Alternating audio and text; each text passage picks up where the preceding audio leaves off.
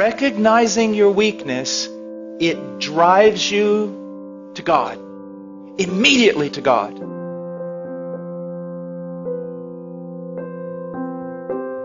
Believing in faith that He's the fountain He claims to be.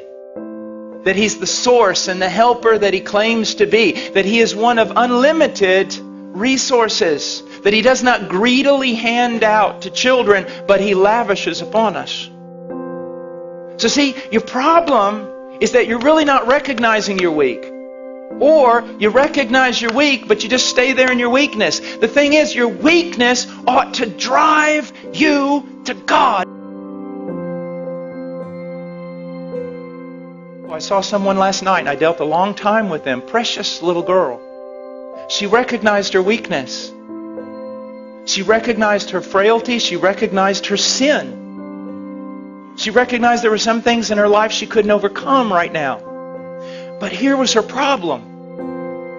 She would see her sin, and because of the work of the devil and sometimes our own heart condemning us, she would put herself in the penalty box every time that she sinned. Well, you can't go to God right now.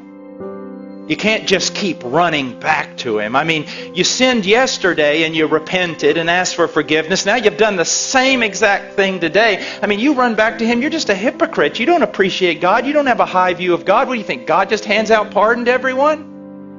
And isn't that what we do? And isn't that what we think? We sin, a sin that we've already sinned and already repented of, and because of it we think we need to put ourselves in a penalty box for a little while, at least a couple of days, and try to work our way back into favor before we come to God. Because if we think, actually, you mean if I go back every time I do this, just immediately, not only going back and asking for forgiveness, but expecting forgiveness, isn't that hypocrisy? Isn't that a low view of God? Isn't that treating God as a forgiveness machine? No, it's being biblical.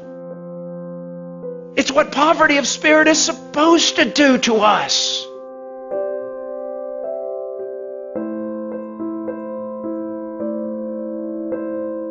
I'm talking to genuine Christians who really want to be something they are not yet. But when they find themselves frail and they find themselves weak and they find themselves sinning the same sin, they kind of huddle over here and wait. Maybe read their Bible a few days, pray some more, show God they're really sincere before they run over there and actually try to get some forgiveness. No! One of the great joys of my life is when I discovered that the moment I sin the sin I always sin, my first response ought to be to latch a hold of Christ.